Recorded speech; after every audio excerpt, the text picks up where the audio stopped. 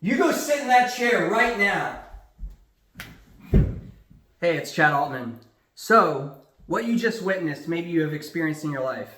Maybe at some point as a parent, you have had a child that acted out and it made you want them to send them to go be by themselves in time out. Usually when this happens, 9 times out of 10, the child will start to cry or be upset. And then what we do as parents is, because it's what we were taught, is we allow our child to sit by themselves and process emotion by themselves. And it's usually like, for example, this morning, Claire had an experience with anxiety, right? Where she sat by herself and she got really upset, right? I sat by myself on purpose. Right? But she wanted to take time to herself, and that was on purpose. But a lot of the times as parents, what we do is we end up sending our child to sit alone and handle really, really big, scary emotions that they can't even identify themselves. If you're anything like me, I, as a parent, still sometimes have a difficult time identifying emotions and putting my finger on them. I deal with tough situations sometimes that still continue to baffle me on a daily basis. So the proper thing to do would be doing this, which is really hard. It's a new learned behavior. So Claire, go to timeout right now. So Claire, how are you feeling right now? Are you sad or are you upset? Both. Both? Well, how did it make you feel when I decided to put you in timeout? Sad. Sad. Are you angry too? Yeah. Okay, it's okay to feel anger in a situation when you go to timeout. But listen, sometimes when you don't listen to me, it makes me really frustrated. And it makes it hard for me to really be the best version of myself.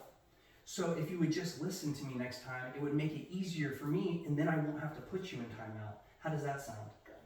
All right? So that's a perfect reframe to a situation where you can really begin to start to gentle parent. It's going to feel foreign. It's going to be really hard at first to deal with a child sometimes that is outgoing, full of energy, and really just trying to navigate life. See, it's kids' jobs to learn where boundaries begin and boundaries end. And all they're doing in life is really learning to navigate their emotions. And it's our job as parents to really allow them to do that in a safe space without fear of being hurt or put in timeout and then being forced to be alone. Allowing a child to sit by themselves and cry and navigate rough, scary emotions is never going to be good for them. It can create abandonment wounds. It can create trauma within themselves that they really can't handle. What's number 3? What do you think? Being more sad. Than being more sad. Exactly. So we actually can in turn encourage negative emotions inside of our children, and then they get lost. A lot of the times they don't even know the source of the emotion or where it's coming from. So imagine for yourself somebody forcing you to be put into a corner by yourself after your parents died, or after you got kicked, or after something like that, right? Imagine a situation where you are forced to be alone with your emotions. Now, they can't even navigate and differentiate emotion to emotion what's really going on. Sometimes Claire, I have witnessed, has had such deep feelings of anxiety that she just spins and can't even hear what people are saying to her because she struggles so much with anxiety. Isn't that correct?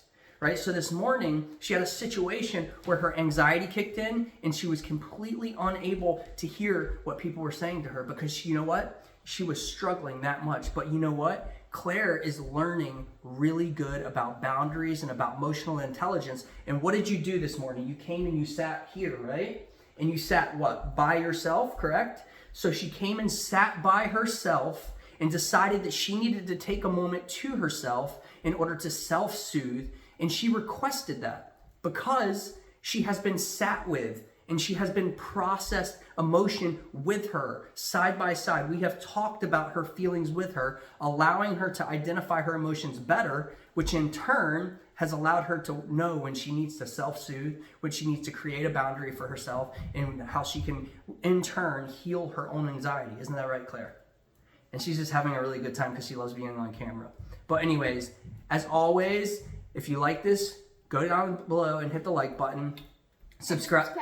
subscribe to the channel for future content coming out every single day. And as always, we love you and we hope you have an amazing day and stay blessed. Goodbye.